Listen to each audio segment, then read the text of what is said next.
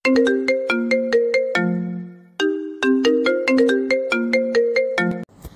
3 মাসের জন্য বউ হয়েছি আবিদের, আমার ননদ শিলার স্বামী আবিদ। এই 3 মাস শিলা থাকবে তার বাবার বাড়ি, আমি থাকবো শিলার শ্বশুর বাড়ি। একজন নারীর জন্য এটা কতটা লজ্জার তা কেবলমাত্র এমন পরিস্থিতির শিকার হওয়া নারীটাই অনুভব করতে পারবে। আবিদের কাছে আমাকে জোর করে বিয়ে দিয়েছে আমার শাশুড়ি ও আমার স্বামী ফয়সাল। মা ছেলে কৌশলের আশ্রয় নিয়েছে। ফয়সালের সাথে আমার প্রেমের বিয়ে ছিল। আমাদের দীর্ঘ 3 বছর প্রেম ছিল। তারপর 2 বছর সংসার করেছি। তুমুল প্রেমের স্রোতে ভেসে যেতে যেতে ফয়সালকে ভুলভাবে চিনেছি। অতিরিক্ত আবেগ মানুষকে ভুল পথে আর ভুল সিদ্ধান্ত নিতে প্রবলভাবে প্রশ্রয় দেয়। ফয়সালদের তুলনায় আমাদের অর্থনৈতিক অবস্থা অনেক খারাপ, বলা যায় নিম্ন মধ্যবিত্ত। এসব ফয়সাল প্রেমে শুরু থেকে জানতো, বরং আমি হীনমন্যতায় ভুগলে এসে বকা দিত, বলতো, একজন মানুষের চেয়ে অন্য কিছু কখনোই বড় হতে পারে না। আমার জন্য তুমিই পারফেক্ট, তুমি ইম্পর্টেন্ট। ঝামেলার দানা বাঁধতে শুরু করে ঠিক তখন থেকে, যখন ফয়সালের মা বুঝতে পারলো ছেলের শ্বশুরবাড়ি থেকে আশানুরূপ উপহার সামগ্রী পাচ্ছে না প্রতি সিজন হিসাবে। বিয়ের শুরুতেও তিনি ভারী নারাজ ছিলেন। ছেলের মুখের দিকে চেয়ে পরে রাজি হয়েছেন। রাজি নয়, ঠিক নিমরাজি বলা যায়। এদিকে আমিও কিন্তু বাবার এই অক্ষমতা ঢাকার আপ্রাণ চেষ্টায় নিমগ্ন থাকতাম ভোর থেকে নিশি অবধি। তাদের সংসারের যাবতীয় কাজগুলো কলুর বলদের মতো কেটে কেটে সম্পূর্ণ করতাম।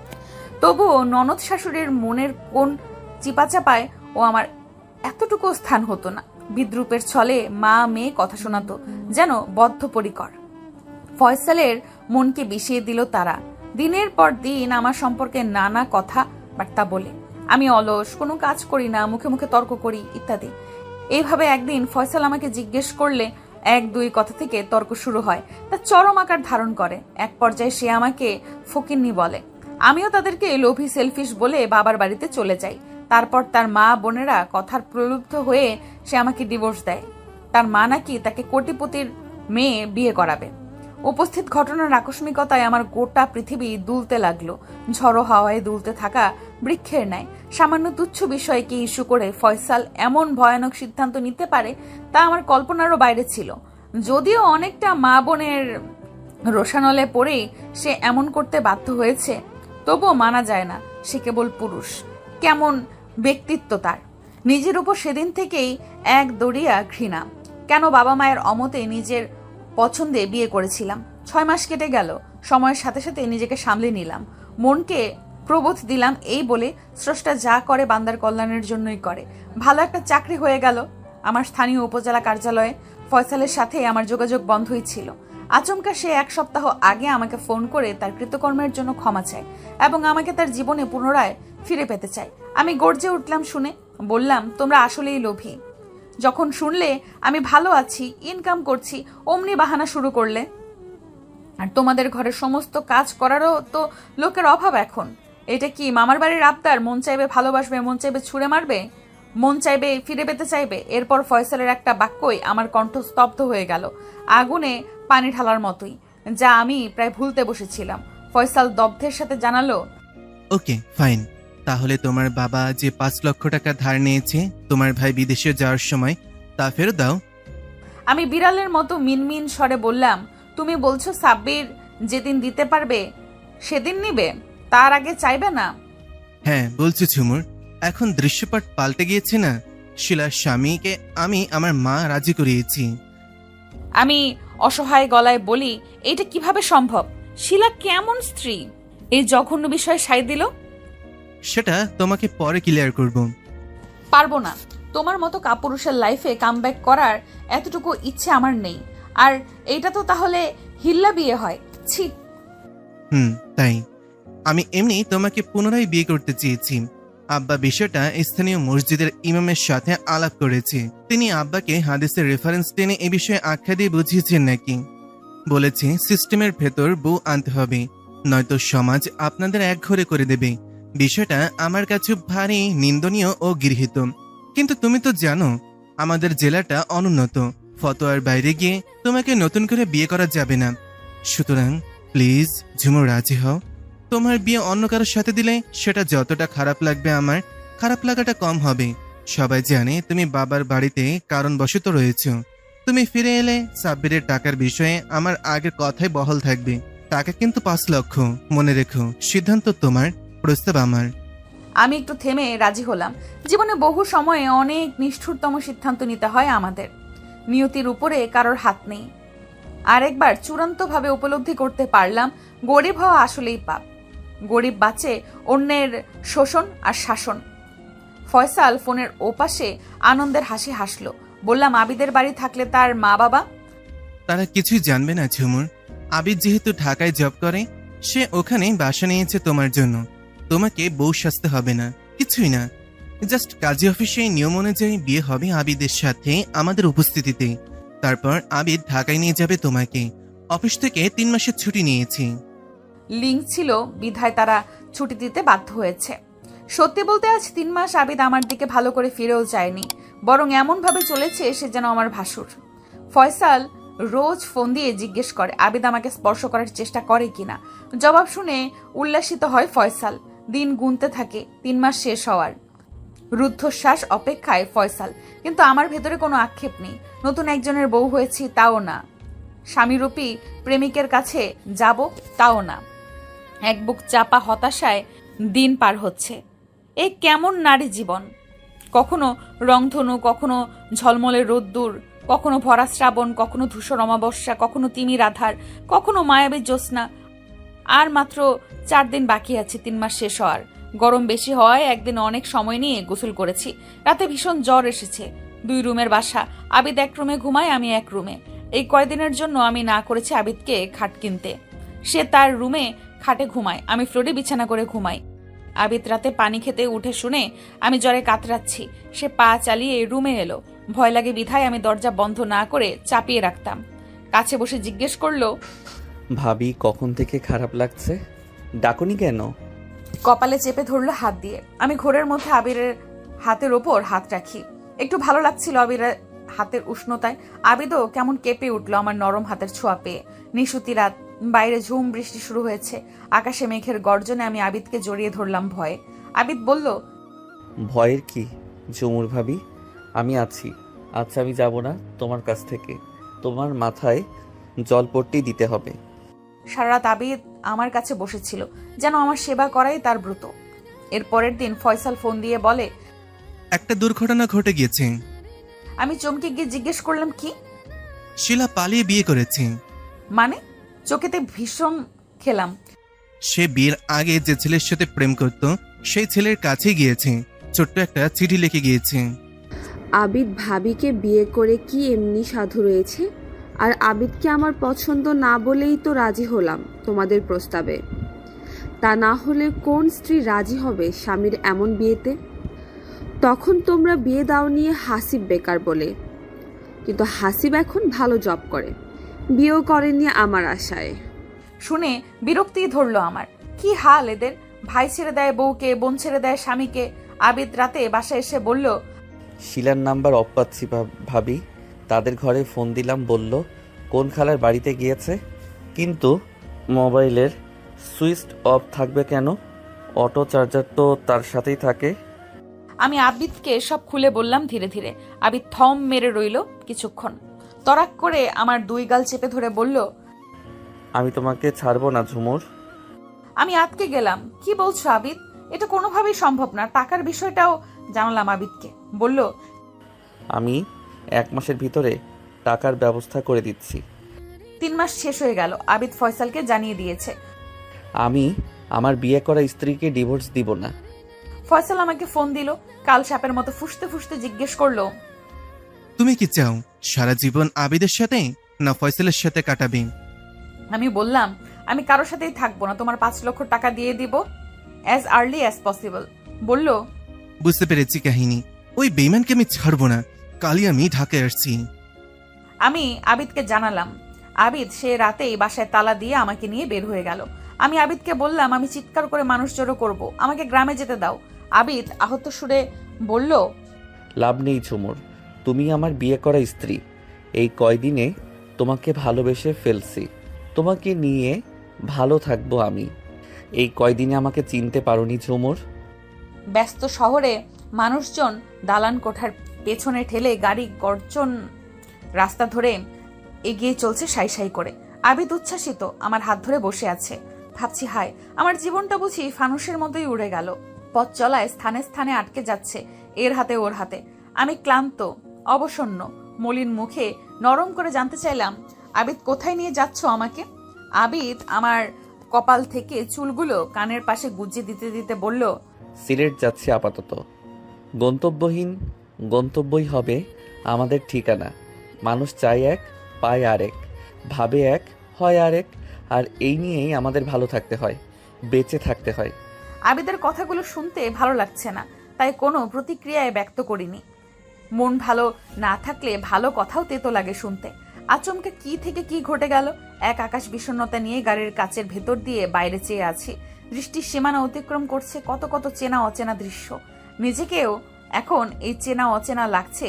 মাঝপথে গাড়ি থামালো আবিদ। নেমে গিয়ে একটি ফাস্টফুড দোকানে ঢুকলো। একটু পর ফিরে এলো, হাতে একটি মিনারেল ওয়াটারের বোতল, আরো কিছু শুকনো খাবার হাতে।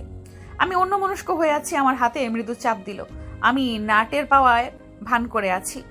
একটু টান দিল হাতে। আমি ঘাড় ঘুরিয়ে চাইলাম। আমার হাতে কেকের বক্স, তেঁতুলের আচার, বিস্কুটের প্যাকেট ধরিয়ে দিয়ে বলল, ঝুমুর, খেয়ে নাও যেটা ইচ্ছে। আমি খাবারগুলোর দিকে চেয়ে আছি। এই ভ্যানিলা কেক ছোটবেলা থেকেই আমার ভীষণ পছন্দ, ঠিক তেঁতুলের চাটনিও। আবিদ কিভাবে বুঝলো? না, এটা কাকতালীয় ভাবে মিলে গিয়েছে, জাস্ট এই। কিন্তু আমি খাবো না, খেতে ইচ্ছে করলেও খাবো না। আবিদ আর আমার মাঝখানে সব খাবারগুলো রেখে পুনরায় বাইরে চেয়ে আছি। আবিদ এবার মন খারাপ করলো। অচেনা ড্রাইভার, তাই বিশেষ ঘটালো না আমাকে, শুধু আমার মুখপানে অনিমেষ চেয়ে রইল কিছুক্ষণ। সিলেট চলে এসেছি। গাড়ি থেকে নামলাম। আবিদ গাড়ির ভাড়া মিটিয়ে দিল। একটা রিক্সা ডেকে আমাকে নিয়ে উঠল। আমি এখানে নিশ্চুপ। ঘটনার আকস্মিকতায় আমি নির্বাক, হতবিম্বল। চাইলেও মুখ দিয়ে কোনো শব্দই বের হচ্ছে না। অপ্রত্যাশিতভাবে পাওয়া কষ্টগুলো দলা পাকিয়ে গলায় আটকে আছে যেন। রিক্সা একটা হোটেলের সামনে এসে থামলো। আবিদ আমাকে নামতে বলল। নামলাম। এক পলক চোখ ঘুরিয়ে দেখলাম এটা একটি আবাসিক হোটেল। দেখতে মোটামুটি সুন্দর, নাম নিরিবিলি হোটেল। পরিবেশটাও শৈল্পিক বলা যায়। আবিদ রিসেপশনে গিয়ে কথা বলল, মনে হলো পূর্ব পরিচিত। এরপর একটা ছেলে আমাদের নিয়ে 3 তলায় উঠল, চাবি দিয়ে একটা রুম খুলে দিল। লাগোয়া বারান্দা, বেশ পরিপাটি, ছিমছাম। আমরা ভেতরে ঢুকলাম। একটু পর অন্য একটা ছেলে এসে বিছানার চাদর চেঞ্জ করে দিল, টেবিল মুছে দিল, রুম ঝাড়ু দিয়ে মপ দিয়ে মুছে দিল। ছেলেটা চলে গেলে আবিদ রুমের দরজা বন্ধ করে দিল। এরপর ট্রলি ব্যাগ থেকে টাওয়াল বের করলো। তারপর ওয়াশরুমে ঢুকে ফ্রেশ হয়ে বের হয়ে এলো। সে বের হওয়া মাত্রই আমি ওয়াশরুমে ঢুকে দরজা বন্ধ করে দিলাম। বালতিতে জোরে পানির ট্যাপ ছেড়ে দিলাম। বানের পানির মতো বুক ফেটে কান্না বেরিয়ে এলো। ঝর্ণা ছেড়ে দিয়ে ভিজতে লাগলাম। আমার সমস্ত অশ্রুগুলো পানির সাথে মিশে একাকার হয়ে যাচ্ছে। ফয়সালকে মনে পড়ছে, ঘৃণাও হচ্ছে, আবার মায়াও হচ্ছে তার জন্য। তার রাগ আর অহমিকার পরিণতি এতটা নিষ্ঠুর হবে ভাবতেও পারিনি। মরে যেতে ইচ্ছে করছে। ভিজতে ভিজতে সারা শরীরে কাঁপুনি ধরে গেল। বেশ সময় পার হয়ে গেলেও আমি বের হচ্ছি না দেখে আবিদ ওয়াশরুমের দরজায় টোকা দিল। আমি ভেতর থেকে কোনো কথা বলছি না। এবার জিজ্ঞেস করলো কোনো সমস্যা কিনা। আমি ওয়াশরুমের দরজা খুলে দিলাম। আবিদ আমাকে দেখে রোষপূর্ণ গলায় চেঁচিয়ে উঠল, ঝুমুর, তুমি এভাবে কাঁদছো কেন? তোমার চোখ কি লাল হয়ে গিয়েছে নেশাখোরের মতো? আর এত সময় ঝর্ণার নিচে দাঁড়িয়ে এমন ভিজে চুপসে গেলে কেন? আরে তুমি তো ঠকঠক করে কাঁপছো, সমস্যাটা কি তোমার? জামা কোনটা দিব? আমি কিছুই বলছি না, ঠায় দাঁড়িয়ে আছি দাঁড় কাকের মতো। আবিদ নিজেই ব্যাগ থেকে একটা সুতির ড্রেস বের করে দিল, টাওয়েল সহ। আমি দরজা বন্ধ করে ড্রেস চেঞ্জ করে বের হলাম। রুমে সিঙ্গেল 2টো বেড। আমি একটাতে গিয়ে হাঁটু ভাঁজ করে শুয়ে গেলাম। বুঝতে পারছি না, কাঁপছি ভেজা বেড়ালের মতো। আবিদ চোখ মুখ খিচে আমার দিকে চাইল, রুম থেকে বের হয়ে গেল। আমি একইভাবে শুয়ে আছি। বেশ কিছু সময় পরে আবিদ ফিরে এলো। হাতে কিছু জিনিসপত্র টেবিলের উপরে সব রাখলো। একটি সরিষার তেলের বোতলের ছিপি খুলে তার হাতে একটু ঢেলে নিল। আমার হাত টেনে নিল। আমি তার হাত সরিয়ে দিলাম এক ঝটকায়। নিজেই হাতে পায়ে তেল মালিশ করলাম। তেল দেওয়াতে হাত পা এখন একটু উষ্ণতা ছড়াচ্ছে। ক্ষুধায় মরে যাচ্ছি, ভীষণ কাহিল লাগছে। আবিদ 2টো প্যাকেট আমার সামনে রাখলো, বিছানার উপরেই। নিচেই পেপার বিছিয়ে নিল। প্যাকেট খুলে এক প্যাকেট আমার দিকে দিয়ে, খাও, বিফ তেহারি এনেছি। এই যে লেবু, পেঁয়াজ, শসা, কাঁচামরিচ আছে, সব চেয়ে এনেছি তোমার জন্য। ভাবছি বিফের যে কোনো কিছুই আমার দারুণ ভালো লাগে। আবিদ কিভাবে বুঝলো আমি খাচ্ছি না দেখে রেগে গেল। প্লিজ ঝুমুর খাও, খুব বাড়াবাড়ি করছো অহেতুক। তুমি যা চাও তাই হবে, প্রমিস। এখন খাও, নিজের কি হাল করেছো আয়নায় দেখে নিও। পুরো প্যাকেট খেয়ে নিলাম। একটু আরাম বোধ করছি, কিন্তু শরীর খারাপ লাগছে। হাত ধুয়ে আবারও হাঁটু ভাঁজ করে শুয়ে গেলাম। কখন চোখে রাজ্যের ঘুম নেমে এলো টের পাইনি। ঘুম ভাঙার পর দেখি আবিদ আমার গায়ের উপর পাতলা একটা কাঁথা। আবিদ কি আমাকে জয় করার আপ্রাণ চেষ্টা করছে? কিন্তু সে জানে না আমি কোন ধাতুর তৈরি, সহজে গলানো দুষ্কর। পাশের বেডে নজর ফেলতেই দেখি আবিদ নেই। বারান্দা থেকে তার গলার আওয়াজ শোনা যাচ্ছে। ফোনে কথা বলছে। মনে হলো আমারও বাড়িতে ফোন দেওয়া জরুরি। বাবা মাকে সব জানাতে হবে, প্রবাসে থাকা ভাইয়াকেও সব জানাতে হবে। আমার একমাত্র আদরের ছোট ভাই রাসেল, যার জন্য রাজি না হতে হলো এই বিয়েতে। গত রাতেই মোবাইলে সুইচ অফ করে রেখেছি। সুইচ অন করলাম, কয়েকটা মেসেজ চোখে পড়লো। মেসেজ না পড়েই মাকে ফোন দিলাম, বিস্তারিত খুলে বললাম। মা বিষাদ কণ্ঠে সান্ত্বনা দিলেন। মারে, কপালের লেখার উপর কোনো হাত নেই। যেহেতু শিলা চলে গিয়েছে, আদিত্য যাকেই হোক বিয়ে করত। আর যেখানে তুই বলেছিস এত মায়া যত্ন ফয়সালের কাছে পাসনি, তাহলে আদিবের সাথে সারা জীবন থাকতে পারিস। ফয়সাল রাগের মাথায় হলেও তাকে তালাক দিয়েছে, এবং সেটা আইন অনুযায়ী 3 মাস পর কার্যকরীও হয়েছে। আমরা কি তোকে অন্য কারোর সাথে বিয়ে দিতাম না? অবশ্যই দিতাম। বাকিটা তোর ইচ্ছে, আমরা কোনো জোর খাটাবো না। সাবধানে থাকিস। আচ্ছা মা, ভালো থেকো বলে মার থেকে বিদায় নিলাম। এবার মেসেজগুলো অন করলাম। পরপর 5টা মেসেজ ফয়সাল দিয়েছে। আমি নিবিড়ভাবে মেসেজগুলো পড়ছি। আবিদ রুমে এসে অপর বেডে বসলো, বালিশে হেলান দিয়ে। দৃষ্টি আমার দিকে। কি দেখছো ফোনে? জিজ্ঞেস করলো। তার কথায় আমার মন নেই। মেসেজ পড়া শেষে উঠে গিয়ে বারান্দায় যাচ্ছি, তখন চিলের মতো ছোঁ মেরে আবিদ আমার হাত থেকে মোবাইল নিয়ে নিল। আমি কিচ্ছু বললাম না, ধীর পায়ে বারান্দায় চলে গেলাম। সুন্দর একটা কাঠের চেয়ার পাতা রয়েছে, চেয়ারে বসলাম। বাইরে রাস্তায় আলো আধার খেলা চলছে। একটি ল্যাম্পপোস্টের আলোর নিচে চোখ পড়ল। ছোট্ট একটি বিড়াল ছানা মিউ মিউ করে ডেকে যাচ্ছে, হয়তো তার প্রিয়জনকে খুঁজে ফিরছে। পাশ দিয়ে হেঁটে যাচ্ছে একজন পথচারী। সে নেমে গিয়ে বিড়াল ছানাটিকে কোলে তুলে নিল। এদিক ওদিক চাইল তার মা বা সঙ্গীতের দেখা মেলে কিনা। না, আশেপাশে কোনো বিড়ালকে দেখা যাচ্ছে না। সেই বিড়াল ছানাটির তুলতুলে শরীরে হাত বুলিয়ে আদরে স্পর্শ দিতে লাগলো। অমনি বিড়াল ছানাটি শান্ত হয়ে গেল, আর মিউ মিউ করছে না। জগতের প্রতিটি প্রাণী ভালোবাসা চায়, ভালোবাসায় যত্নে ভালো থাকতে চায়। আমিও চেয়েছি ফয়সালের কাছে তার বুকের পশমের ওমে থেকে নিজেকে শিহরিত করতে চেয়েছি প্রতিটা রাত, জনমভর। কিন্তু আমার লম্বা দীর্ঘশ্বাস না পড়তেই পাশে এসে দাঁড়ালো আবিদ। আমাকে শুনিয়ে পটপট করে মেসেজগুলো পড়তে লাগলো। ঝুমুর, শতবার ট্রাই করো, তোমার ফোন অফ পেলাম। তুমি জানো আমি কেমন মানুষ। যদি তোমাকে না পাই আমি আবিদকে খুন করতে বাধ্য হব। আমার বোন শিলা এখন আর ওর স্ত্রী নয়। সো কোনো পিছুটা নেই ওই প্রতারক নিমুখারাম অমনুষ্ঠর জন্য। তোমার কাছে যতবার ক্ষমা চাইব ভুলের জন্য, ভুল তো মানুষই করে। সমস্ত ভুল ত্রুটির ঊর্ধ্বে শুধুমাত্র একজন, আর সেই আল্লাহর কাছে ভুলের ক্ষমা থাকলে তোমার কাছে ক্ষমা নাই কেন? আমি কি চাইলে পারি না থানায় জিডি করতে? এই মর্মে আমার বোন চলে গিয়েছে, তাই তার স্বামী স্ত্রীকে জোর করে তুলে নিয়ে গিয়েছে প্রতিশোধ নিয়ে আমাদের অপমানিত করার জন্য সমাজে। আমাকে ফোন দিও জরুরি ভাবে, ফয়সাল। মেসেজ পড়া শেষ করে আবিদ বলল, ভাবি, আমি ভয় পেয়েছি। আপনাকে সকালে গ্রামের বাসে তুলে দিব, আপনি চলে যান ফয়সাল ভাইয়ের কাছে। আমি নিমেষে মুখ তুলে চাইলাম আবিদের দিকে। বললাম, ঠিক আছে আবিদ ভাই। ব্রু কুচকে আবিদ হেসে ফেলল, বলল, আমি আবিদ ভাই হয়ে গেলাম? Okay fine. এখানে মশা কুটকুট করে কামড়াচ্ছে, রুমে আসো।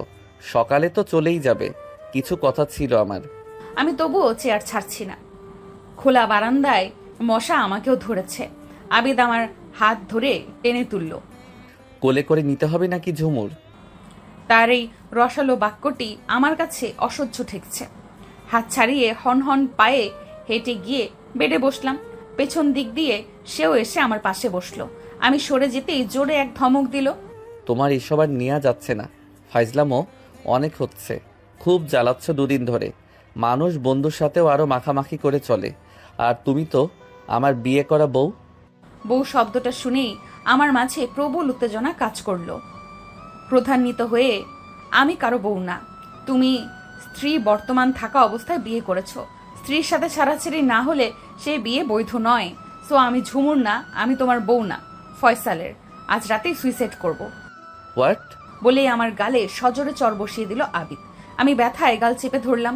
দিশেহারা হয়ে আবিদের পায়ে লাথি মারলাম। আবিদ আর আমাকে কিছুই বলল না, অবোধ শিশুর মতো চুপচাপ বাকি বেডে গিয়ে শুয়ে পড়ল। দু চোখের পানি ছেড়ে দিল নীরবে। আমি নিজের ব্যথা ভুলে স্তব্ধ হয়ে গেলাম আবিদের নীরব অশ্রুপাত দেখে। যতই হোক, বর্তমানে আমি ওর কাছেই আছি, বিয়ে করা বউ হিসেবে। হোক না চুক্তির বিয়ে, হোক না নামকাও আসতে, হোক না সমাজ দেখানো, তবুও সে আমার সিনিয়র। শুরু থেকেই আমার প্রতি তার ভালোবাসা, শ্রদ্ধা, কেয়ারিং এর তিল পরিমাণ ঘাটতি নেই। আর আমি অবুঝের মতো শুধু যন্ত্রণায় দিয়ে যাচ্ছি। কতটা আগলে রাখছে আমাকে মুরগির ছানার মতো। আমি ওর পাশে গিয়ে বসলাম, তার হাত চেপে ধরে, সরি আবিদ, খুব সরি। আসলে আমার লাইফের সবকিছু এত বাজেভাবে এলোমেলো হয়ে গেল, তাই মাথা ঠিক রাখা মুশকিল হয়ে যাচ্ছে। আবিদ উঠে বসলো এবার। তার মুখের অভিজ্ঞই বলে দিচ্ছে আমার কথায় বেশ সন্তুষ্ট হলো সে। সারা মুখে ভালো লাগার রেশ এনে বলল, ঝুমুর। আমি মুখের মলিনতা দূর করে চোখ তুলে চাইলাম আবিদের দিকে। ঝুমুর নামটা ঝুমুরের মতোই সুন্দর। তোমার কথা শুনে সত্যি মনটা ফুরফুরে হয়ে গেল। সেই ঢাকা থেকে যেই মুখে তালা দিয়েছ, এই এখন সেই তালা খুললে। কোনো কথাই বলনি। একজনকে হাতের কাছে না পেয়ে সেই ঝাল উঠাচ্ছ আমার উপর দিয়ে। তুমি কি যেন বলতে চাইলে আবিদ? ও হ্যাঁ, শুনো ঝুমুর, তুমি শিলার বড় ভাইয়ের স্ত্রী। সেই সুবাদে আগে থেকেই তোমার প্রতি আমি শ্রদ্ধাশীল। তোমাকে বিয়ে করতে আমি খুবই অনিচ্ছুক ছিলাম। ইচ্ছা থাকার মতো বিষয় এটা না। আমি এই টাইপের খুব সংকোচও কাজ করছিল। ফয়সাল ভাই পারিনি, শুধু আমার পায়ে ধরে ফেলে। আরও মানুষেরা কারো সিচুয়েশন না বুঝে দূর থেকে ভুল আর নিন্দার ঢিল ছুরি। আমাকে পরোক্ষভাবে শিলাও সাপোর্ট করেছে। শিলার হৃদয় তরি নোঙর ফেলেছে অন্য ঘাটে বিয়ের আগেই। এটা আমি কম বেশি টেরও পেয়েছি। শিলাকে আমার দিকে ফেরাতে পারিনি বহু চেষ্টা করেও। প্রেম এমনই, আসলে তাদেরই উচিত হয়নি শিলাকে জোর করে আমার টাকা আছে দেখে বিয়ে দেওয়া আমার কাছে। ভাগ্যিস কোনো বেবি হয়নি আমাদের। শিলাও নিতে চাইনি। কেন চাইনি এখন তা কাচের মতোই স্বচ্ছ। আবিদের কথার মাঝে আমি জানতে চাইলাম, শিলার জন্য তোমার মাঝে কোনো খারাপ লাগে কাজ করছে না আবিদ? আমার দু হাত চেপে ধরলো আবিদ। একটুও না ঝুমুর, তোমার অফিসে সমস্যা হবে না? না, আমি 1 সপ্তাহের ছুটি নিয়েছি মায়ের অসুস্থতার কথা বলে। মিথ্যা বললা? এটা মহৎ মিথ্যা ঝুমুর, মিথ্যা নয়। আবিদের কথায় বেলুনের ফোটার মতোই ধুম করে মুখ দিয়ে হাসি বেরিয়ে এলো। বললাম, হইছে, যাহা লাউ তাহাই কদু। আবিদও হেসে ফেলল। আমি সহজ হচ্ছি এ ধারণায় তাকে প্রফুল্ল দেখা যাচ্ছে। সে বলল, দেখো ঝুমুর, তুমি আমি দুজনেই পরিস্থিতির শিকার। এ অনাকাঙ্ক্ষিত ঘটনার জন্য না তুমি দায়ী না আমি দায়ী। ঝুমুর, এক কাজ করি আমরা, বন্ধু হতে তো দোষ নেই। তুমি তো চলেই যাবে, যাওয়াই হয়তো উচিত। তোমার first love, first feelings, first touch, first romanticism, first বাসর। আমি কেঁপে গেলাম। খুন করে ফেলবো আবিদ, গরম তেলে জল ঢালতে এসো না। ওরে বাহ, খুব লাগলো বুঝি। খুন কি আর করবে সখী? খুন যে হয়ে গেছে আমি সখা। ফয়সাল যেগুলোর জন্য ফিরে পেতে চাই, সেই একই কারণ আমার মাঝেও কি সৃষ্টি হয়নি এই 3 মাসে? আমি পুরুষ, তবে নেহাত ভদ্র পুরুষ, নইলে। আমি বিব্রত বোধ করছি দেখে কথার বাঘ ঘুরিয়ে ফেললো আবিদ। ঝুমুর, তুমি যখন যেতে চাইবে তখনই যেতে পারবে। আমার মনটা খোলা আকাশের মতোই, ইচ্ছে মতোই অবাধে দু ডানা মেলে উঠতে পারো। সিলেটে দেখার মতো মনোরম স্থান একাধিক রয়েছে। চাইলে আমি তোমাকে এসব স্থানে নিয়ে যেতে পারি দেখার জন্য। চলে গেলে তো চলেই গেলে। আবিদের কথা শুনে মনের ভেতরে অফুরন্ত ভালো লাগা উকি দিল, ভোরের উদীয়মান সূর্যের ন্যায়। সিলেট আমার পছন্দের একটি জেলা। একমাত্র এই সিলেট জেলার লোকাল ভাষাটাই আমি বেশ এনজয় করি।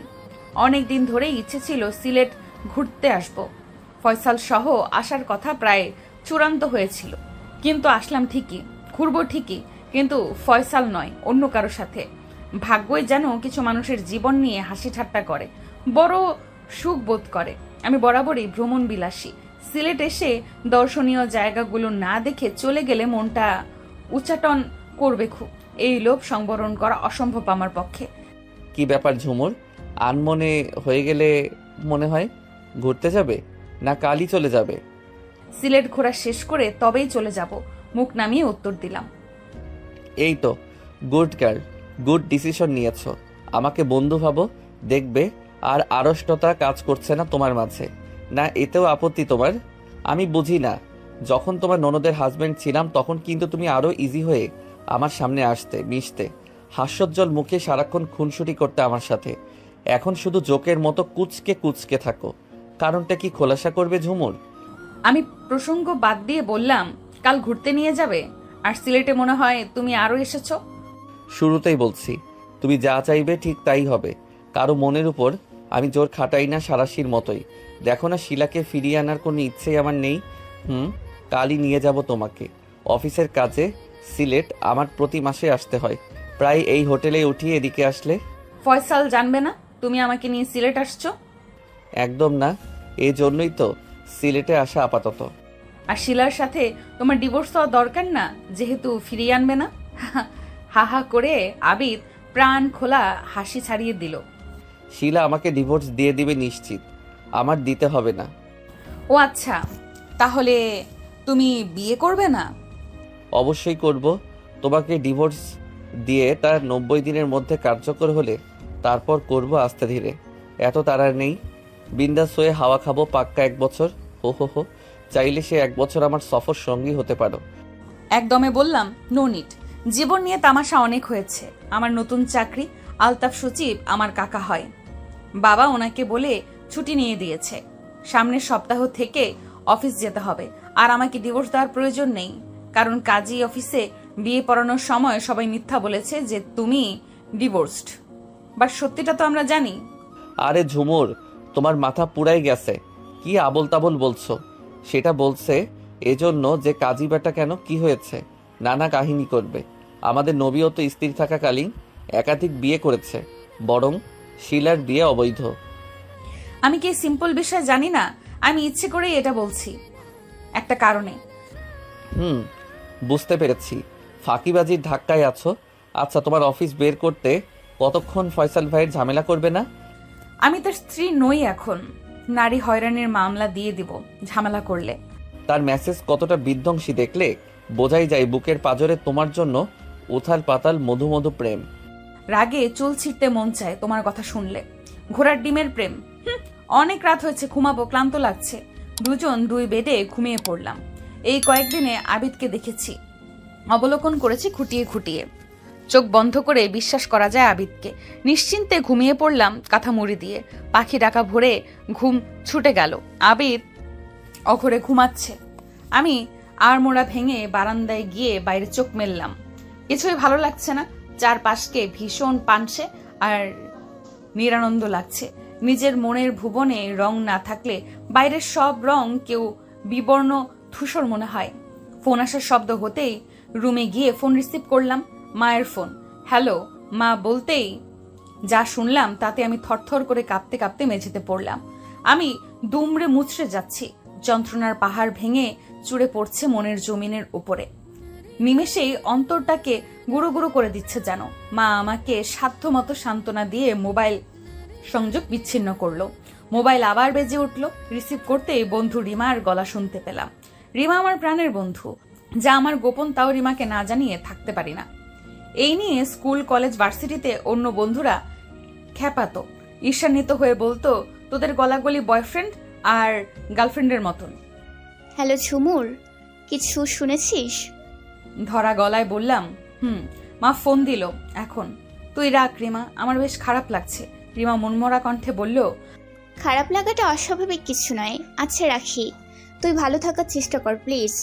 হাঁটু ভাঁজ করে একই স্থানে বসে আছি। পেছনে আবেদ এসে দাঁড়ালো। কি ব্যাপার ঝুমুর?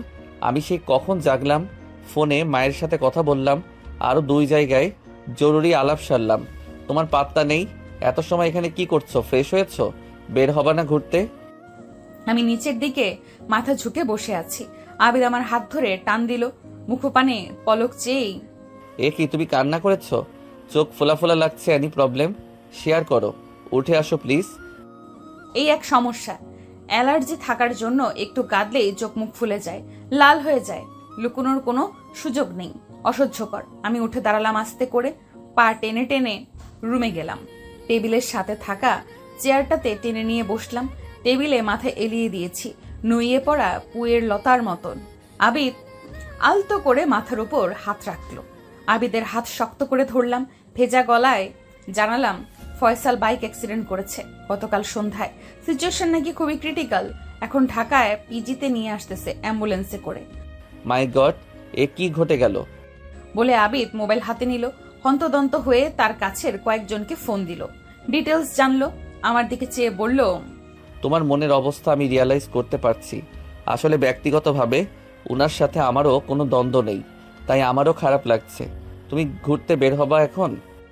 শেষের বাক্যটি আবিদ নরম স্বরে একটু ইতস্তত হয়েই বলছিল। আমি উদাস ক্লান্ত গলায় বললাম না। আবিদ নিচে গিয়ে নাস্তা আনলো, চিকেন, পরোটা, বুটের ডাল, সালাদ সহ। খেতে ইচ্ছে করছে না। আবিদের ধমকা ধমকিতে একটা পরোটা খেলাম, জোর করে ওষুধ খাওয়ার মতো। কি করব আমি, গলা দিয়ে খাবার নামছে না। আবিদেরও সারা মুখ জুড়ে বিষণ্ণতার ছাপ। যতটুকু তাকে দেখেছি আর জেনেছি, তার হৃদয়টা মানবিকতার আর ঔদার্যতায় গড়া। সে ঢাকায় তার কাছের 2 জন বন্ধুকে ফোন করে পিজি হাসপাতালে যেতে বলল, ফয়সালের জন্য দৌড়ঝাঁপ করার জন্য। বিষয়টা আমার বেশ ভালো লাগলো। সমস্ত বিভেদ ভুলে হলেও একজন মানুষের বিপদের সময় এগিয়ে যাওয়াটাই মানুষের কাজ, এটাই মনুষ্যত্ব, এটাই মানব ধর্ম। ফয়সালের সান্নিধ্যে কাটানো মুহূর্তগুলো চোখের সামনে ভেসে চলছে শরতের নীল মেঘের ন্যায়। কেনই বা ও আমার জীবনে এলো? কেনই বা তাকে ভালোবাসলাম হৃদয়ে ছিঁড়ে পুড়ে? কেনই বা এমন ভুল বোঝাবুঝি হলো? কেনই বা সে আমাকে তার জীবন থেকে তাড়িয়ে দিল দূর, বহু দূরে? কেনই বা ভুলে থাকতে পেরে ফিরে পাওয়ার জন্য উন্মাদ হয়ে গেল? তার এই উন্মাদনা দেখেই প্রেমের প্রপোজাল রিফিউজ করতে পারিনি আজ হতে 6 বছর আগে। আহ ফয়সাল, বুকটা কেমন হাহাকার করছে, গুমড়ে গুমড়ে নিঃশেষ হয়ে যাচ্ছি। জীবনের প্রথম ভালোবাসার মানুষ যতই ভুল করুক, ছেড়ে যাক, তবুও কখনো তার জন্য সফট কর্নার কাজ করে। এই আবেগ অনুভূতির কাছে প্রতিটি মানুষ পরাজিত, পরাভূত, ব্যর্থ সৈনিকের মতো। চেয়ারে আর বসে থাকতে পারছি না, নিস্তেজ শরীরটাকে নিয়ে পড়ে বিছানায় আছি। আবিদ কি প্রয়োজনে যেন বের হয়ে গিয়েছে রুম থেকে। প্রচন্ড মাথা ব্যথা শুরু হয়েছে, এই এক ব্যারাম। কাঁদলে মাথাও ব্যথা করে। আমার সারা শরীরে ও মনে সমস্যার অন্ত নেই। বেশ কিছু সময় পরে আবার ফোন বেজে উঠল। আননোন নাম্বার রিসিভ করলাম। দুর্বল স্বরে জিজ্ঞেস করলাম, হ্যালো, কে? মা, আমি ফয়সালের মা। তোমাকে ফয়সাল একটু দেখতে চায় ভিডিও কলে। ছোট বাচ্চার মতো করে হাউমাউ করে কাঁদতে কাঁদতে ফয়সালের মা আমাকে অনুরোধ করলেন। মৃত্যু পথগামী সন্তানের জন্য একজন অসহায় মায়ের বিলাপ আমার হৃদয়ে আছড়ে আছড়ে পড়ছে সমুদ্রের ঢেউয়ের মতো করে। একজন মা তার সন্তানদের কাছে পৃথিবীর শ্রেষ্ঠ সম্পদ, খোদার দেওয়া নিয়ামত। কারো কারো চোখে হয়তো মন্দ, কিন্তু সন্তানদের নিকট নয় কখনো। ঠিক তেমনি সন্তানও অন্যের কাছে নিন্দনীয় হতে পারে, দুশ্মন হতে পারে, কিন্তু মায়ের কাছে স্রষ্টার নিকট থেকে পাওয়া অনন্য উপহার, যে উপহার মা প্রতিটি মুহূর্তে যত্ন করে রাখে যেন এতটুকুও নষ্ট না হয়। সেই মা কেমন করে বাঁচবে সন্তানের এমন অবনির্ণয় যন্ত্রণা দেখলে? আমি প্রার্থনা করি এই মাকে করুণা করে হলেও স্রষ্টা যেন তার সন্তানকে কেড়ে না নেয়। ওনাকে সান্ত্বনা দেওয়ার ব্যর্থ চেষ্টা করে বললাম, আপনি ওনার সামনে এভাবে কাঁদবেন না, আমি ভিডিও দিচ্ছি। আবিদ আসলেই, সে বাইরে গিয়েছে, এখন আমার ফোনে নেট কানেকশন নেই। আবিদকে ফোন দিয়ে জানালাম, সে দ্রুত ছুটে এলো, অভিযোগের সুরে বলল, কত বললাম এমবি কিনে দেই, না দিলেই না, দরকার নাই, দেখলে দরকার কারে কয়। এবার দাঁড়াও, হোয়াটসঅ্যাপে ফয়সাল ভাইয়ের ফোনে ভিডিও কল দিচ্ছি বলে ট্রাই করতে লাগলো। একটু পরেই ফোন রিসিভ হলো। তার এক ভাবি মোবাইলের স্পিকার অন করে ফয়সালের মুখের সামনে ধরলো, জানালো ফোন হাতে ধরে রাখার মতো অবস্থা নেই তার। আবিদ আমাকে স্পেস দিয়ে বারান্দায় চলে গেল। ফয়সাল আমার দিকে ফ্যাল করে চেয়ে আছে। দু চোখের কোণ গড়িয়ে ভারী অশ্রুপাত নির্গত হচ্ছে, যে অশ্রুর ভাষা কেবল আমিই অনুধাবন করতে পারছি। বললাম, ফয়সাল, পথ চলায় তুমি ছিলে আমার আপনের চেয়েও আপন। আমার ভুল ত্রুটিগুলো মাফ করে দিও একজন মানুষ হিসাবে। বলে ফোনের এপাশে আমি ডুকরে কেঁদে উঠলাম। ফয়সাল অবোধ শিশুর মতো অস্পষ্ট ভাঙা ভাঙা স্বরে আমার কাছে ক্ষমা চাইল সব কিছুর জন্য। আমি ফোপানো মোটা গলায় বললাম, আমার আর কোনো অভিযোগ নেই তোমার উপর। আল্লাহ চাইলে তুমি সুস্থ হয়ে যাবে। ফয়সাল আবিদকে ডাকতে বলল। আমি রুমে বসেই জোরে আবিদ বলে চিৎকার দিলাম, ডাক দিলাম। আবিদ এলো, মোবাইল হাতে নিয়ে ফয়সালের দিকে তাকিয়ে নমনীয়ভাবে বলল, ভাই, আমরা সবাই আপনার পাশে আছি, আপনি ভালো হয়ে যাবেন। ফয়সাল শরীরের অসহনীয় যন্ত্রণায় কোকাতে কোকাতে, আবিদ, ঝুমুরকে আগলে রেখো সবসময়। এই বলে চুপ হয়ে গেল। তার ভাবে বলল, রাখিন, খুব ছোট ভাই রাসেল ফোন দিল। ঝুমু আপু, মায়ের কাছে A to Z বিস্তারিত শুনেছি শুরু থেকেই। তুমি বেশি আপসেট হয়ে যেও না। ফয়সাল এখন মরণের পথে, তাই আর কিছুই বলার নাই এ বিষয়ে তোমাকে। নয়তো টাকার জন্য তুমি আবার তার কাছে বিয়ে বসতে রাজি হয়েছো, এটা আমি কিছুতেই মেনে নিতে পাইনি। ঘৃণিত একটা কাজ বলে মনে হয়েছে।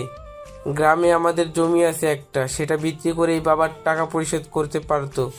জানি এই এক টুকরো জমি আমাদের শেষ সম্পদ ও সম্বল। আমি খেপে গেলাম রাসেলের উপরে। হর করে বললাম, তোর কি মনে হয় ফয়সালের কাছে ফিরে যাওয়া কেবলমাত্র ওই 5 লক্ষ টাকার জন্যই? এখানে কোনো ভালোবাসা কাজ করেনি। তুই তো শুধু আজ একটা, কাল একটা, পরশু আরেকটার পেছনে টই টই করে ঘুরেছিস বুনো হাঁসের মতো। জীবনে কাউকে একান্ত করে ভালোবাসিসনি, তাই এটার গুরুত্ব তোর কাছে না থাকাটাই স্বাভাবিক। ফোন রাখ। তোমাকে ফোন দেওয়াটাই আমার ভুল হয়েছে বলে ফোনের লাইন কেটে দিল রাসেল। রাসেলের সাথে এত রূঢ় আচরণ না করলেও পারতে, বলল আবিদ। শুনে বললাম, মায়ের থেকে মাসির দরদ বেশি দেখাতে এসো না। আবিদ বাধ্য ছাত্রের মতো আচ্ছা বলে চুপ হয়ে গেল। একটু পর নরম সুরে আবিদকে বললাম, মানে কি বলো? আচ্ছা, এখন কি ঢাকায় যাওয়া সম্ভব? আবিদ চকিতে বিস্ময় ভরা দৃষ্টিতে আমার দিকে তাকালো, জানালো, সিলেট থেকে ঢাকার দূরত্ব সড়ক পথে প্রায় 243 কিলোমিটার। সো বুঝতেই পারছো, নিকট জেলা নয়, তবুও সম্ভব তুমি চাইলে। সেদিনের মতো রিজার্ভ কার ভাড়া নিব। মাইন্ড করো না ঝুমুর। অহেতুক মামুলি বিষয়কে ইস্যু করে ফয়সাল ভাই তোমাকে ছেড়ে দিল, অথচ তারপরেও তোমার হৃদয়ে তার স্থান কত বিশাল, কত গভীর।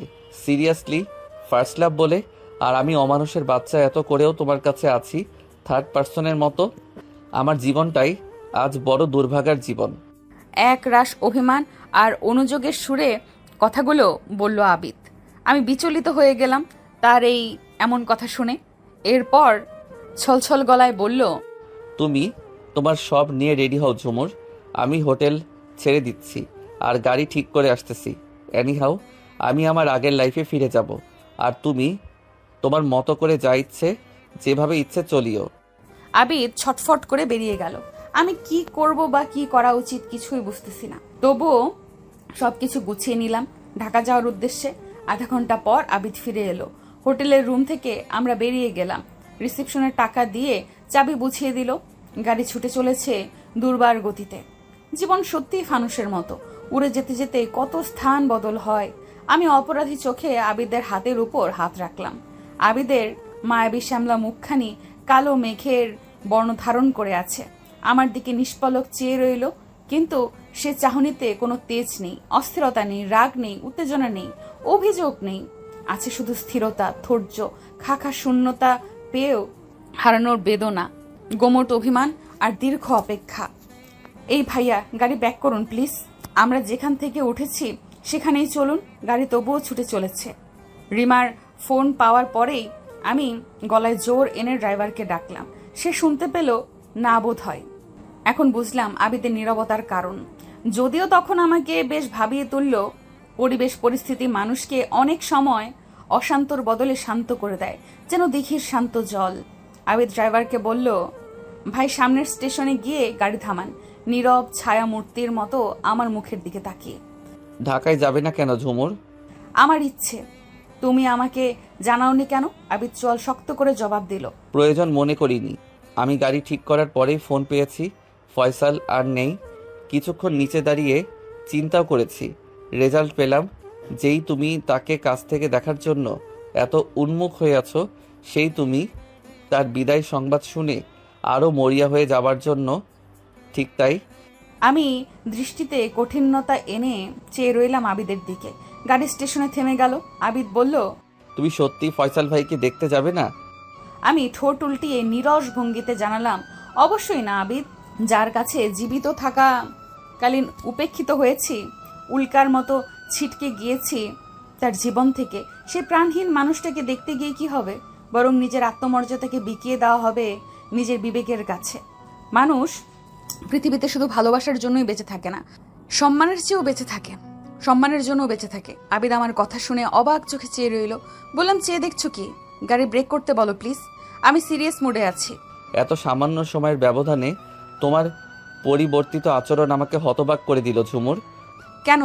মুহূর্তেই যদি আকাশ ভেঙে ঝড় নেমে আসতে পারে, কয়েক সেকেন্ডের মাঝে যদি ভূমিকম্পে সব তছনছ হয়ে যেতে পারে, তাহলে অল্প সময়ে একজন মানুষ বদলে যাওয়াটা বা সিদ্ধান্ত চেঞ্জ করাটা কি হতবাক হওয়ার মতো কিছু?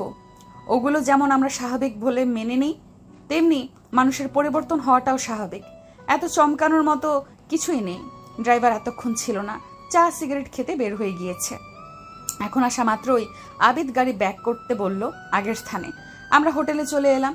এত সময় আবিদ মুখে রাতটুকুও করেনি আমার সাথে, খালি উদাস প্রতীকের ন্যায় ভাবুক হয়েই বাইরে চেয়ে রইল। আমি ব্যাগ থেকে সবকিছু বের করে গুছিয়ে রাখলাম। মনের ভুবনে তুফান যাচ্ছে এই কয়দিন ধরে। স্থির হয়ে বসলাম। মাকে ফোন দিয়ে দীর্ঘ সময় কথা বললাম। এখন একটু হালকা হালকা লাগছে নিজেকে। মা এমন এক রত্ন, সকল রোগের মহা ওষুধ। মায়ের বিকল্প কিছুই নেই দুনিয়ায়। মায়ের গলা আর কথা শুনলে কলিজা শীতল হয়ে যায় বরফের মতো। শান্তির পরশ দোল খেতে থাকে সারা মন আঙিনায় জুড়ে। আবিদ বারান্দায় গিয়ে কোথায় যেন ফোন দিচ্ছে আর কথা বলছে। আমি বিছানায় বুকের নিচে বালিশ দিয়ে উপুর হয়ে আছি। মোবাইলে নাড়াচাড়া করতে করতে গ্যালারিতে থাকা ফয়সালের সাথে আমার কিছু ঘনিষ্ঠ সময়ের ছবি ও ভিডিও আমাকে আবার কাবু করে ফেলল। আমি বরাবরই নরম মনের, সামান্যতেই ইমোশনাল হয়ে যাই। তবে আর নয়, ভুলে যেতে চাই জীবনের কালো অধ্যায়কে। First is first. নিজের মতো করে বাঁচতে হবে, সম্মানের সাথে, আনন্দের সাথে। জীবন কি শুধুই কচুরি পাতার মতো উপরে ভেসে থাকা টলমলে জল? জীবন কি কেবলই নীল নিষাদের, নাকি কেবলই হাহাকার আর শূন্যতায় ঝাঁপি বয়ে বেড়ানো? না, জীবন আনন্দের, উপভোগেরও। সবুজ ধানের শিশিরের ওপর অবাধে উড়াউড়ি করা রঙিন প্রজাপতির মতো, ঘরের কোণে গাছের শাখায় বসে চিউচিউ করে ডাকা মুক্ত চড়ুইটির মতো। চলো জলদি করে ফয়সালের সাথে থাকা সব ভিডিও ফটো রিমুভ করে থাকলাম। কখন যে চুপটি করে আবিদ পেছনে এসে দাঁড়িয়ে আছে টের পাইনি।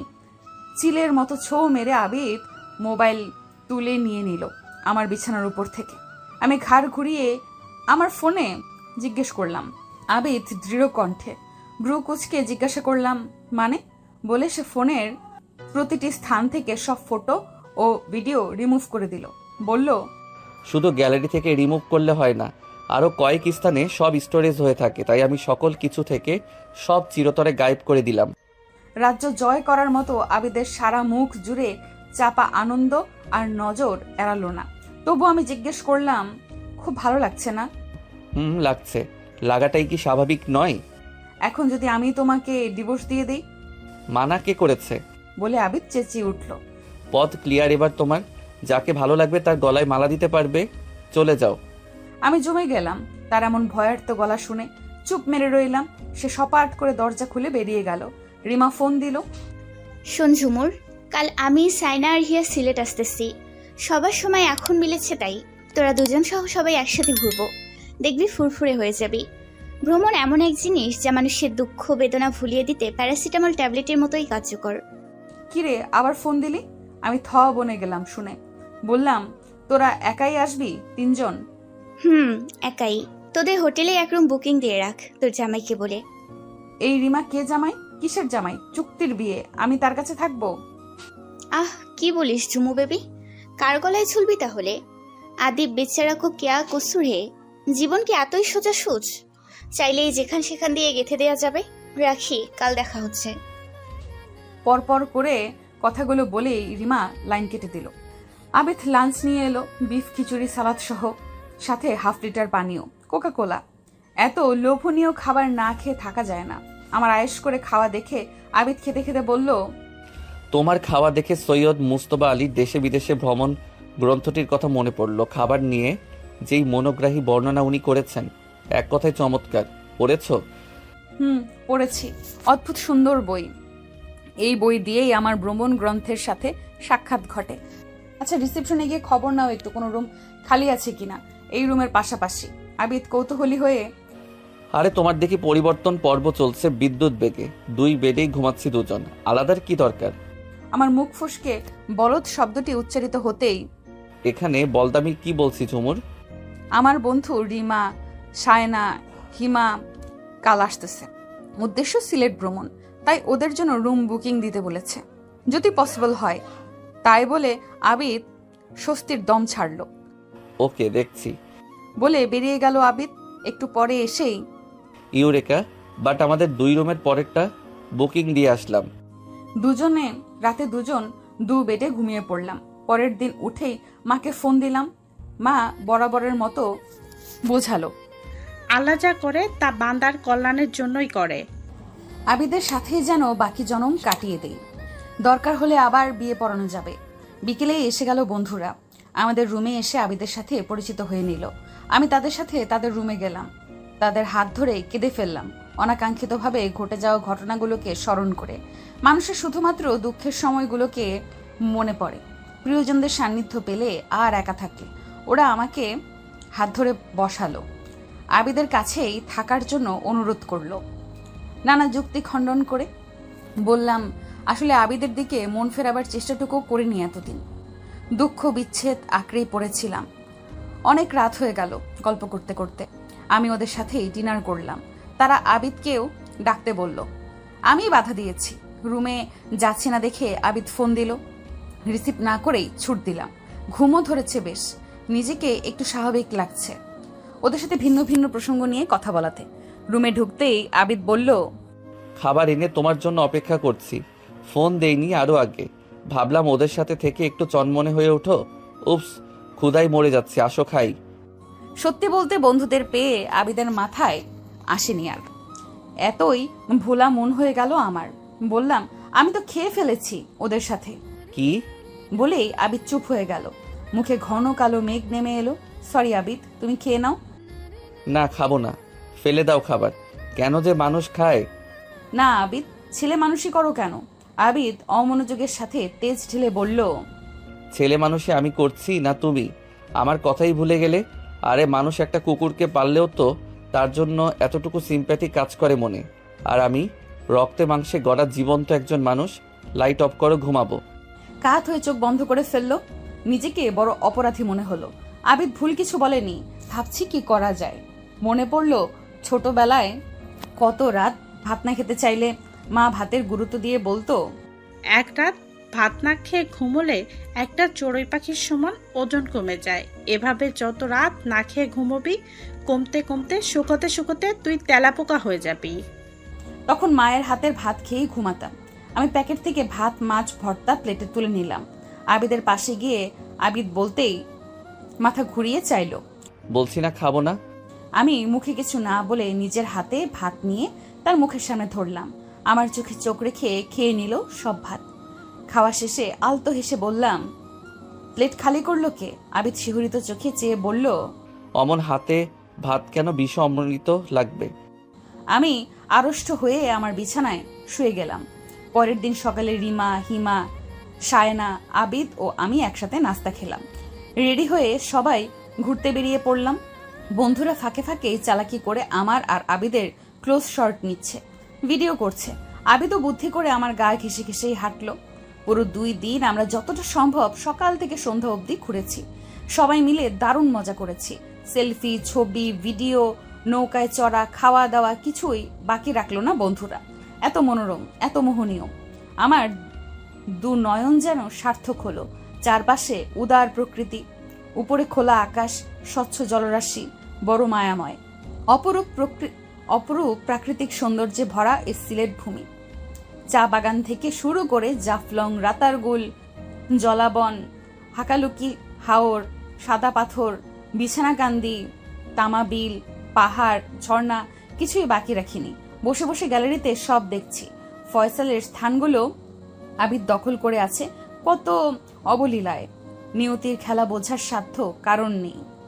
কে কখন যে কার প্রিয় হয়ে ওঠে। ওরা আমাদের রুমে এলো, আবিদও বসে আছে। রিমা বলল, আবিদ ভাই এ পর্যন্ত অনেক টাকা খরচ করেছেন আমাদের জন্য। রুম বুকিং এ কত দিয়েছেন সেই টাকাটা শোধ করে দিতে চাই। আবিদ এক গাল সরল হাসি হেসে বলল, আমি এভাবে শোধ চাই না, তোমরা ঝুমুরের বন্ধু, তাই তার থেকে শোধটা নিতে চাই। হুট করেই বোম ফাটার মতো হিমা বলে ফেলল, কাল আবিদ আর ঝুমুরের বাসর হবে। আবিদের মুখ চকচক করে উঠল রূপোর থালার মতো। আমি অপ্রস্তুত হয়ে গেলাম। চোখ বড় করে, হিমা তুই রুমে যা বলছি। ফাজিল। ওরা আমাদের রুম ছেড়ে চলে গেল। মোবাইল হাতে নিয়ে শুয়ে পড়লাম। হসপিটালে অচেনা নাম্বার থেকে মেসেজ এলো। স্তম্ভিত হয়ে পুরো মেসেজ বার দুয়েক পড়লাম। ভেবে পাচ্ছি না আবিদকে এই মেসেজ দেখানো উচিত হবে কিনা। হিতে বিপরীত কিছু ঘটতে পারে।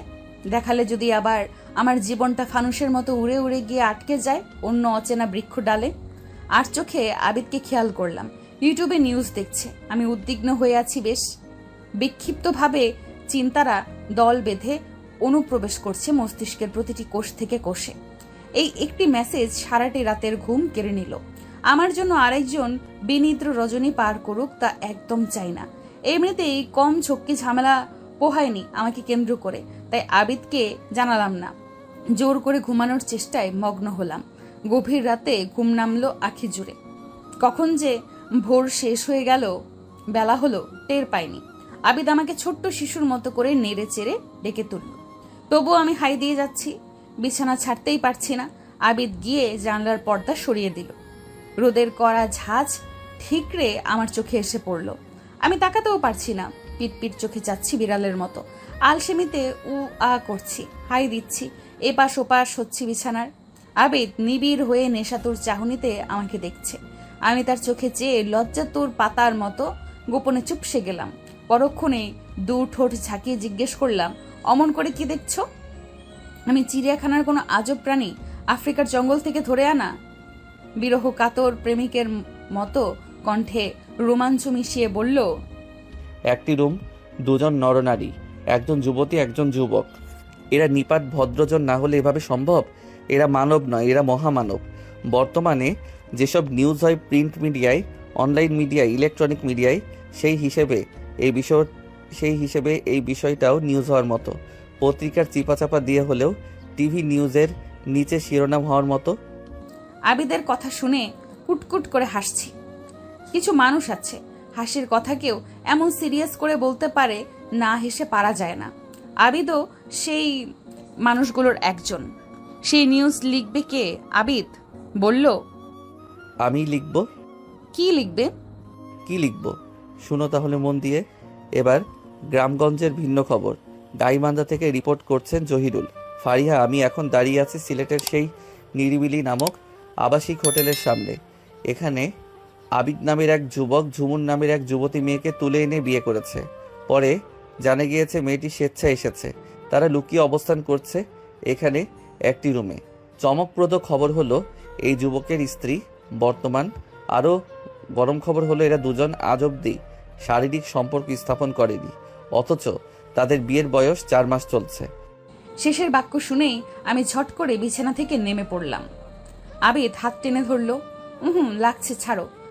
দেখলে পাখি, কি কড়া ডোজ দিয়ে বিছানা ছাড়ালাম তোমার। ফ্রেশ হও, নাস্তা খাবো। আমি তো আর কারো মতো ভুলো মোনা নয়, নিষ্ঠুর না। আমি তাকে চোখ পাকিয়ে ওয়াশরুমে চলে গেলাম। বের হয়ে দেখি আবিদ নেই। কিছু সময় পর এলো নাস্তা নিয়ে। গরম গরম খাস্তা পরোটা, কলিজা ভুনা, মুগ ডাল, সুজির হালুয়া। পরোটা ছিঁড়ে মুখে পুরে দিতে দিতে বলছি, আজকের নাস্তা দারুণ পছন্দ হয়েছে আমার। পরোটা যেমন গরম তেমনি তুলতুলেও আছে। সাথে সাথে সে রিপ্লাই দিল, হ্যাঁ, ঠিক তোমার মতো। আমি চোখ কটমট করে চাইলাম আবিদের দিকে। বললাম, একদমও ভুল বলিনি। তুমি যেমন গরম তেমনি তুলতুলে নয় কি? গরমটা না হয় বুঝলাম, আমার আচরণে বারবার সেটা প্রকাশিত। কিন্তু তুলতুলে তুমি কিভাবে বুঝলে? রাতে আমি ঘুমিয়ে গেলে? উপস, তোমার হাত ধরেছি না কতবার। আচ্ছা, আমরা এখানে থেকে আর কাজ কি? চলো ফিরে যাই, পরে চাকরি নট হয়ে যাবে আমার। চাকরি এমনিতেই নট হয়ে গিয়েছে। শুনে মুহূর্তেই মন খারাপ হয়ে গেল আমার। মন মরা হয়ে বললাম, যাওয়াটাই স্বাভাবিক, আর কত। আরে আমি না করে দিয়েছি তোমার অফিসে বিস্তারিত জানিয়ে, তুমি গিয়ে রিজাইন লেটার দিয়ে দিলেই হবে। কেন করলে এটা তুমি? আশ্চর্য, আমি ঢাকায় থাকবো আর তুমি গ্রামে থাকবে। শিলাও তো গ্রামে থাকতো। শিলার সাথে বোঝাপড়ায় অমিল ছিল। আমার সাথে খুব মিল হচ্ছে বুঝি? তা একদম না, তবে লক্ষণ পজিটিভ। আমি বলছি তোমার কাছে থাকবো। বলনি, বাট বলতে কতক্ষণ? এত আত্মবিশ্বাস নিজের উপর? নিঃসন্দেহে। আত্মবিশ্বাস শব্দটার জোর অনেক, এই শব্দটা ভারী মজবুত। এই আত্মবিশ্বাসটুকু নিজের উপর না থাকলে কোনো মানুষই লাইফে সফল হতে পারতো না। কেবলমাত্র এই আত্মবিশ্বাসের ধাক্কায় সে এগোতে থাকে তার কাঙ্ক্ষিত গন্তব্যের দিকে। তো তুমি কোন গন্তব্যের দিকে ধাবিত হচ্ছ? এই যে তোমাকে পাওয়ার দিকে। কে এগোচ্ছে না? জানি না বলে নীরব হয়ে গেলাম। মেসেজ দেওয়া মানুষটার কথা মনে পড়লো। দুম করে ফয়সালও উদয় হলো হৃদয়ে আরশিতে। কেমন যেন লাগছে, ঠিক বুঝেও বুঝি না। আবিদ বলল, এখনো জানো না ঝুমুর, তোমার এই জানাটার জন্য আমার আর কি কি করতে হবে। বৃষ্টি থেমে গেলেও ঘরের চাল থেকে টুপ করে বৃষ্টির ফোঁটা পড়ার মতো এক চিলতে হাসি মুখ ফসকে বেরিয়ে এলো। হাসি বন্ধ হলো কেন? আমি তো আজকাল তোমার কাছে হাসির পাত্র। কিছু বললেই ফিক করে হেসে ফেলো। আর একদিন পরে আমাদের সিলেট যাপনের 1 সপ্তাহ পূর্ণ হবে। শপিংয়ে চলো, তোমাকে কিছু উপহার দেই। আরে একদম না, এমনিতেই বেশ খরচ হয়ে গিয়েছে। প্রতিবেলা কিনে কিনে খাওয়া, দুবেলা নাস্তা, রুম ভাড়া। সব ঢাকায় গিয়ে পুষিয়ে দিব। তুমি বাসায় সুস্বাদু করে নানা পদ করবে আর আমি শুধু খাবো আর খাবো। আমি কোনো জব করব না আবিদ? অবশ্যই করবে। ঢাকায় জবের ব্যবস্থা করে দিব। কাটুক না এভাবে কয়েক মাস। নিষ্পাপ শিশুর মতো এক আকাশ খুশি হয়ে। এই তার মানে তুমি আমাকে ছেড়ে যাবে না? না, যাব না। মায়ের কথাই আমার কাছে শিরোধার্য। ভনিতা না করেই জানিয়ে দিলাম। মায়ের কথা শুধু? তোমার কথা না? লুকোচুরি, বাহানা? বলে আবিদ আমাকে হ্যাচকে টানে বিছানায় ফেলে দিল। এমন সময় দরজা ঠকঠক করে শব্দ হলো। আবিদ মুখ খিচিয়ে। শালার শালিরা আর সময় পেল না, দরজা খুলে দিল। এই ঝুমুর, বাসর হয়েছে? চট করে হিমা জিজ্ঞাসা করলো।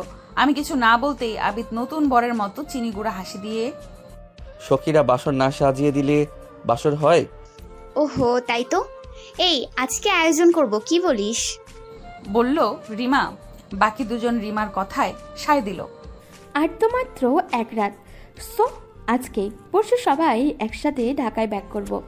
আমি নাক লাল করে বসে আছি। সায়না বলল, ঝুমুর, আমার কিছু শপিং করব এখানকার মার্কেট থেকে। একটু মজা মস্তিও হবে, তোরা দুজনেও চল। আবিদ বলল, আমার একটা অফিসে যেতে হবে, ঝুমুরকে নিয়ে তোমরা যাও। আর আমার পক্ষ থেকে ওকে একটা শাড়ি কিনে দিও। মেয়েদেরকে ফুলসজ্জায় শাড়ি পরা দেখতেই সুন্দর লাগে। ফুলও কিনবে আমার টাকায়, অন্যের টাকায় বাসর হলে মনে ফুর্তি কম লাগবে। এই নাও টাকা। আবিদ ওদের হাতে একটা টাকার বান্ডেল দিল। ওদের জোরাজোরি আর আবিদের আবদারে রাজি হতে বাধ্য হলাম। বের হওয়ার আগে মায়ের সাথে কথা বললাম, কারণ আমার মা বেশি ভালো থাকে মায়ের সাথে বলার পরেই। মাকে জানিয়ে দিলাম, মা তোমার কথা রাখলাম, আবিদের সাথেই সংসার করব জনমভর। মা ফোনের ওপাশে কেঁদে ফেলল। আমিও ফুপিয়ে কেঁদে উঠলাম। মা অনেক খুশি হলো আমার সিদ্ধান্ত শুনে। বলল, আদিব যেভাবে চায় তোকে সেভাবেই চলিস মা। মেয়েদের ঘর বারবার ভাঙলে এ সমাজ সে মেয়েটাকে আত্মীয় স্বজন থেকে শুরু করে সবাই মন্দ মেয়ে হিসেবে জানে সারা জীবন। খোটার আর শেষ নেই। বলে মা প্রাণ উজাড় করে প্রার্থনা করলো আমি যেন সুখী হই। সময় করেই আবিদকে নিয়ে আমাদের বাড়ি যেতে বলে রাখলো। আবিদ যখন আমার ননদের হাজবেন্ড ছিল, মা তখন থেকেই একজন ব্যক্তি হিসেবে আবিদকে খুব পছন্দ করত। ফয়সালকেও ভারী পছন্দ করত, কিন্তু নিয়তি নির্মম পরিহাসের সাথে কেউই টিকে উঠতে পারে না। সময় এই নিদারুণ নির্মমতাকে সয়ে নিতে সাহায্য করে। মায়ের মন ভালো দেখে আমারও ভালো লাগছে বেশ, তবে আবিদকে সেটা বুঝতে দিলাম না। 4 বন্ধু মিলে একটা শপিং কমপ্লেক্সে ঢুকলাম। ওরা ওদের জন্য কিছু কেনাকাটা করলো। আবিদের দেওয়ার টাকা থেকে আমার পছন্দে ওরা লাল খয়েরি কাতান শাড়ি কিনলো, বেশ সুন্দর। তার সাথে মিলিয়ে ব্লাউজ পেটিকোট কিনে নিল এবং বউ সাজতে মিনিমাম যা প্রয়োজন সবই কিনল। আমরা শপিং কমপ্লেক্সের 3 তলার ফাস্টফুড খেতে বসলাম। লাচ্ছি আর শর্মা অর্ডার দিলাম। লাচ্ছি আমার ভীষণ পছন্দের। গ্রামে কাকাদের গরুর দুধ দিয়ে মা তেঁতুল আর দুধ দিয়ে দইয়ের বীজ তৈরি করত। একদিন পর সেই বীজ দিয়ে দুধ জাল দিয়ে মা 1 হাঁড়ি দই বসাতো। যে যার মতো করে খেত। মা এমনিতেই খেত। বাবা দই ভাত খেত খেজুরের গুড় মিশিয়ে, রাসেল মুড়ি মিশিয়ে খেত। আমি 1 গ্লাসে অর্ধেক দই নিতাম। কাকাদের ফ্রিজ থেকে বরফ কুচি দিতাম, কিছু বিট লবণ দিতাম, 1 চামচ লাল চিনি, তারপর কাঁটা চামচ দিয়ে নেড়ে নেড়ে লাচ্ছি বানিয়ে ঘরের পেছনের দাওয়ায় বসে লুকিয়ে লুকিয়ে খেতাম। রাসেল টের পেলেই আমাকে খুঁজে বের করে গ্লাস টেনে নিত আর 2 চুমুকেই সাবার করে দিত। শর্মায় কামড় বসিয়ে হিমা বলল, বাকি রয়েছে কাঁচা ফুল। হোটেলের পাশেই ফুলের দোকান আছে, সন্ধ্যার পর সেখান থেকেই কিনে নিব। সায়না বলল, এখন নিলে শুকিয়ে বাঁশপাতা হয়ে যাবে। পরে আবিদ ভাই সেই ফুল মুচমুচিয়ে গুঁড়ো করবে। আগে গাইবে, তুমি কি দেখেছো কবু জীবনের পরিচয়, শুকনো পাতার মতো মর্মর ধ্বনি। সায়না থামবি, এত ফাজিল হয়েছিস কবে থেকে? সায়না ভেঙচি কেটে থেমে গেল। রিমা বলল, আবিদ ভাইয়ের পছন্দের ফুল হলে জোস হবে ফুলসজ্জা। এই ঝুমুর, বেচারের প্রিয় ফুল কি রে? বলল, তোদের ঢং দেখলে বাঁচি না। ওর প্রিয় চালতা ফুল, কদম ফুল, কলমি ফুল। ওরা হো হো করে হেসে বলল, বেশ মজার তো, কিন্তু কই পাই এসব ফুল? ধুর, দোকানে যা পাই তা দিয়েই সাজাবো বাসর। এইভাবে দুপুর গড়িয়ে বিকেল হলো। আমরা বের হয়ে দোতলায় নামলাম। সায়না একটি লেডিস ব্যাগের দোকানে ঢুকলো। তার পেছন দিয়ে রিমা, হিমা, আমিও ঢুকলাম। দারুণ সব আকর্ষণীয় ব্যাগে ঝুলে আছে। পুরো দোকান খালি। আমরা ব্যাগ পছন্দ করছি আর বলছি, দোকানের স্টাফ, মালিক কেউই নেই কেন? এমন সময় পেছন থেকে একটি ভারী গলা কানে এলো। আমরা ঘাড় ঘুরিয়ে চাইলাম। রিমা বলল, ভাইয়া, এ ব্যাগের দাম কত? আমি জমে গেলাম তাকে দেখে। সে রহস্যময় হাসি দিয়ে, ঝুমুর, তুমি সিলেটে, তোমার না হাজবেন্ড মারা গিয়েছে? আমি ওদেরকে বললাম, এই চল তাড়াতাড়ি, দেরি হয়ে যাচ্ছে। আমার পছন্দ হয়নি ব্যাগ। আমরা 4 জন পা বাড়াতেই সে খোয়ার থেকে খপ করে মুরগি ধরার মতো আমার সরু হাতটাকে মুঠোবদ্ধি করে ফেললো। বন্ধুরা খেপে গিয়ে, কে আপনি? ছেড়ে দেন বলছি ওকে, নয়তো পুলিশ ডাকবো। ছাড়ার জন্য ধরেছি? ওর সাথে আমার লেনাদেনা রয়েছে, তা মিটবে ওকে বিয়ে করলি। তুমি এখন বিধবা, আমাকে বিয়ে করতে কি আপত্তি ঝুমুর? ওরা 3 জন একসাথে খ্যাপা স্বরে জানালো, আমার ওকে না নিয়ে দোকান থেকে বের হব না। আপনার সমস্যা কি, মেন্টাল নাকি? আমিও হুয়াঙ্কার দিয়ে বললাম, বদমাইশি স্বভাব এখনো গেল না আপনার? মানুষ হবেন কবে? সে শীতল গলায় বলল, আমি মানুষই আছি, শুধু তোমার জন্যই তোমার কাছে অমানুষ। আমি বিধবা নই, বর্তমানে সধবা। শুনেই সে হো হো করে হেসে উঠল উন্মাদের মতো। হাউ ফানি, স্বামী না মরতেই বিয়ে হয়ে গেল, আমাকে বোকা বানাচ্ছ? ওরা কপাল ভাঁজ করে আমার কাছে জানতে চাইলো, উনি তোর পূর্ব পরিচিত নাকি ঝুমুর? হ্যাঁ, ওনাকে যখন থেকে চিনি তখন ফয়সালকেও চিনতাম না। ওরা 3 জন মুখ চাওয়াচাই করতে লাগলো। দৃষ্টি বিনিময় করে বুঝে নিল তাহলে কাহিনী আছে। ব্যাটে এমনি এমনি হাত ধরেনি। এইদিকে সে ভেতর থেকে তার দোকানের গ্লাস বন্ধ করে দিয়েছে। ওরা 3 জন 3টি টুল নিয়ে বসে আছে। হিমা বুদ্ধি করে আমার হাত থেকে আস্তে করে ফোনটা টেনে নিল। আমি যা বুঝার বুঝলাম। আমার ফোন থেকে আবিদের নাম্বার নিয়ে হিমা তার ফোন থেকে মেসেজ দিল সম্ভবত। আমরা 4 জন, সে একজন, আমাদের দল ভারী। হার্ডলি ট্রাই করলে আমরা বের হতে পারি, কিন্তু আমি চাই আবিদ আসুক। এর একটা কঠিন শিক্ষা হোক। সে আমাকে নানাভাবে বোঝানোর চেষ্টা চালাচ্ছে। ঝুমুর, মিথ্যা বলে গুনাহ কামাও কেন? বিশ্বাস করো, আমি তোমাকে ভালোবাসি। আমি কোনো বাজে লোক নই। যে কারণে তুমি আমাকে খারাপ জানো, তোমার সে জানায় ও দেখায় ভুল আছে। এটা আমার দোকান। তোমার হাজবেন্ড মারা গিয়েছে শুনে রাতে তোমাকে মেসেজ দিলাম। তা না হলে এতদিন কোনো বিরক্ত করেছি? কারণ আমি এমন মানুষই নই। এখন তুমি সিঙ্গেল বলেই বিয়ে করতে চাচ্ছি। এটা কি আমার অপরাধ? কিছু একটা বলো। সিলেটে কবে এলে ঘুরতে? এইভাবে নানা কথায় সময় গড়ালো ঘন্টার মতো। রিমা গ্লাস টেনে বের হয়ে গেল। একটু পর আবিদ সহ দোকানে ঢুকলো। আবিদকে দেখে আমার কলিজায় পানি এলো। এত ভালো লাগছে, ভাষাতীত। আবিদ দোকানে ঢুকেই ভদ্রভাবে তাকে বলল, অন্যের বউকে জোর করে বিয়ে করতে চাওয়া কোনো অপরাধের আওতায় পড়ে জানেন? আপনি যে এখন অভিনয় করে ঝুমুরকে বাঁচাতে এসেছেন তা বেশ বুঝেছি। আমার দিকে চেয়ে বাহ, শুধু আমি খারাপ, স্বামী না মরতেই আরেকজন জুটিয়ে ফেললে, বলল সে। আবিদ ক্ষিপ্ত হয়ে তার শার্টের কলার টেনে ধরলো। সে আবিদকে ঘুষি মেরে বসলো বুকে। আমি আবিদকে টেনে ছাড়লাম। আবিদ আমাকে জিজ্ঞেস করলো, কে এই বেয়াদব? এই রাজীব আমাদের গ্রামের ফয়সালের আগে থেকেই আমার পেছনে ঘুরতো প্রেম করার জন্য, নানাভাবে উত্ত্যক্ত করেছে। পরে তাদের পরিবার দিয়ে আমাদের বাড়ি বিয়ের প্রস্তাব পাঠিয়েছে। ততদিনে ফয়সালের সাথে আমার সম্পর্ক ঘনিষ্ঠ হয়ে যায়, তাই বিয়ের প্রস্তাব নাকচ হয়। এরপর আর কোনো ঝামেলা করেনি। ফয়সাল যে আমাকে আরো আগেই ডিভোর্স দিয়েছে সে জানে না, আবার তোমার সাথে যে আমার বিয়ে হয়েছে তাও জানে না। ভেবেছে আমি সিঙ্গেল, তাই আমাকে দেখা মাত্রই আটকে ফেলে তার এই দোকানে আর বিয়ে করার জন্য ফোর্স করে। রাজীব বলল, ফয়সাল যে তোমাকে ডিভোর্স দিয়েছে এটা জানতাম না। আবিদ বলল, বিষয়টা এবার ক্লিয়ার হয়েছেন? আর কারো ইচ্ছের বিরুদ্ধে জোর করে বিয়ে করে সুখী হওয়া যায় জীবনে? চাইলে আপনাকে এখন অন্যের স্ত্রী মানহানি করা বা হেনস্থা করা এই মর্মে থানায় দিতে পারি। দিলাম না, কারণ এর চেয়েও বড় শাস্তি আপনি ঝুমুরকে না পেয়ে পাচ্ছেন। তো এই শাস্তি অব্যাহত থাকুক আপনার জন্য, আর নতুন করে শাস্তি দেওয়ার প্রয়োজন আছে বলে মনে করি না। রাজীব বুক টান টান করে বলল, বুঝতে পেরেছি। তবে ঝুমুর আপনার স্ত্রী বা তার বিয়ে হয়ে গিয়েছে এটা বিশ্বাস হচ্ছে না। মানুষ কাউকে সেভ করার জন্য আরো বেশি কিছু বানিয়ে বলে। আবিদের মেজাজ এবার চড়াই উঠল হিমালয়ের পর্বতের মতো। নিঃশ্বাস ওঠানামা করছে, মুখ শক্ত আকার ধারণ করেছে। আমাকে চেয়ার থেকে টেনে দাঁড় করালো, আমার গালের দুপাশ চেপে ধরলো, আমার দু ঠোঁট তার দু ঠোঁটে ডুবিয়ে দিল, গাঢ় লম্বা চুমু খেলো। আমি লজ্জায় মরে যাই দশা।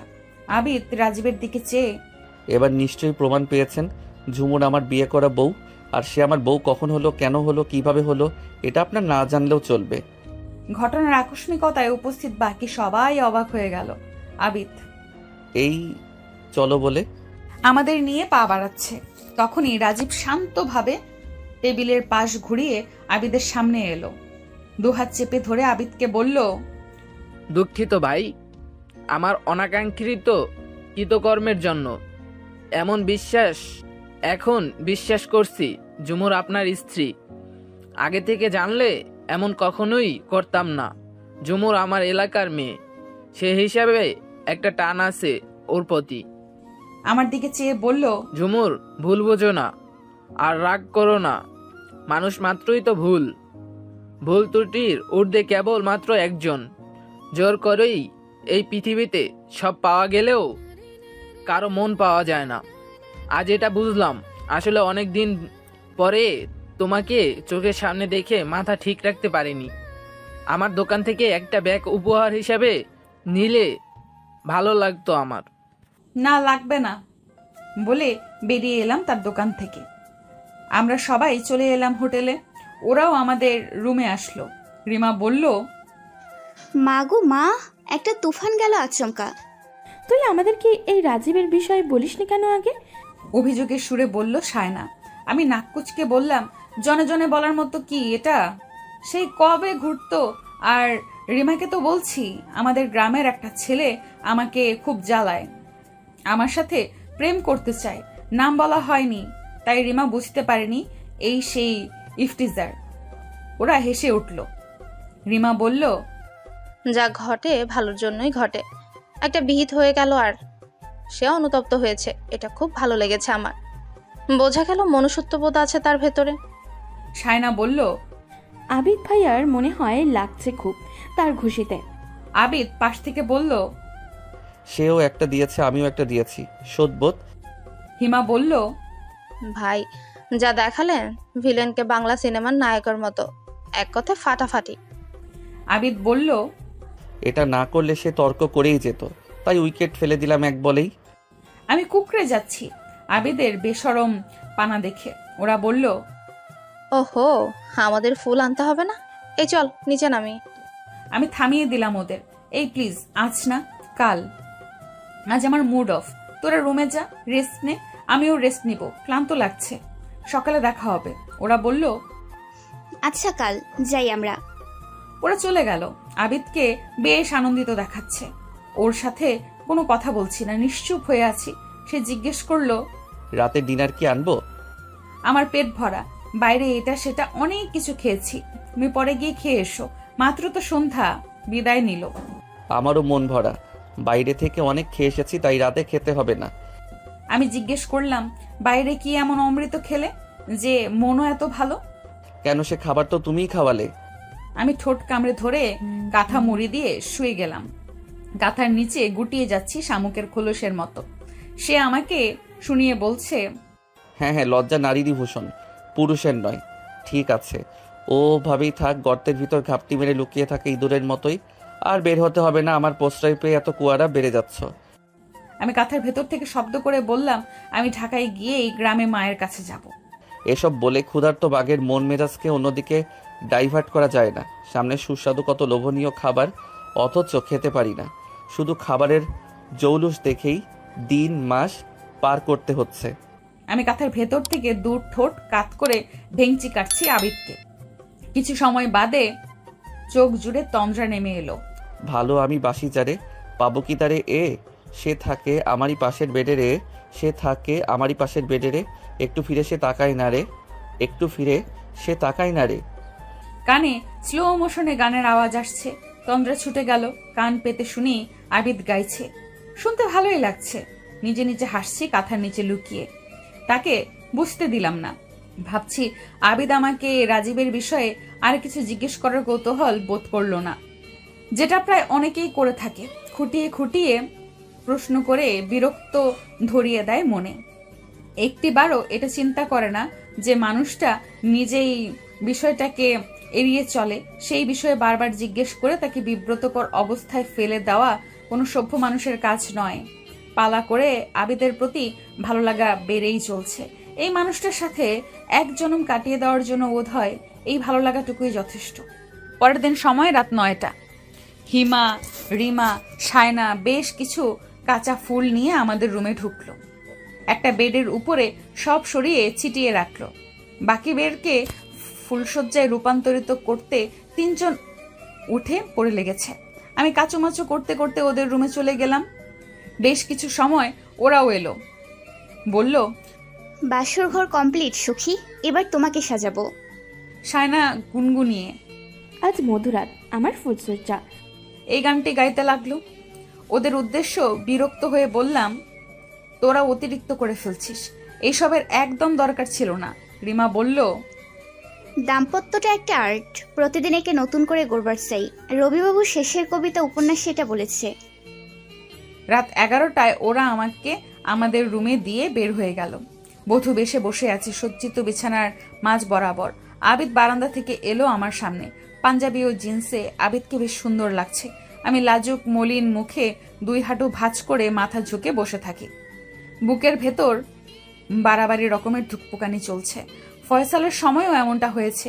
এই মুহূর্তটাই বুঝি এমন, অথচ দুইজনেই আমার বহু দিনের কাছের মানুষ ছিল। আবিদ বেটে উঠে এলো।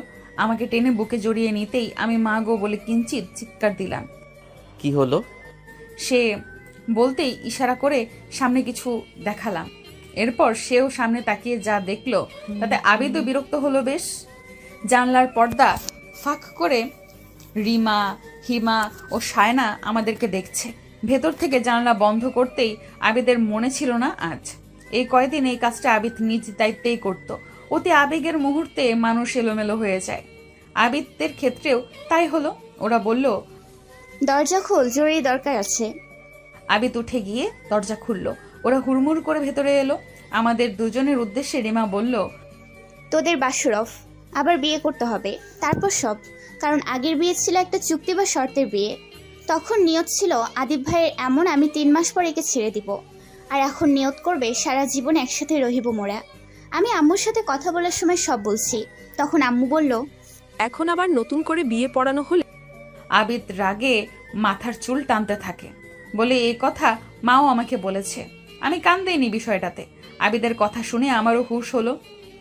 আমার মাও এটা বলছে, বিয়েটা আবার পড়িয়ে নিলেই উত্তম।